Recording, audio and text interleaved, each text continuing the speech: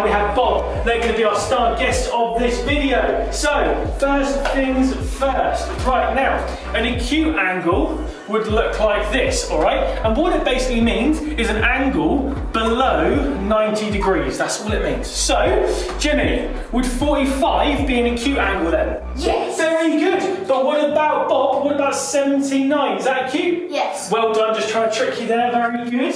All right, now, then the opposite is something called an obtuse angle, which is bigger than 90, okay? So if it was 110, is that bigger than 90, guys? Yes. Amazing. So is it obtuse or is it acute? Obtuse. Well done, guys. Absolutely amazing. Give me a high five. Really good. Bang. Love it. Well done.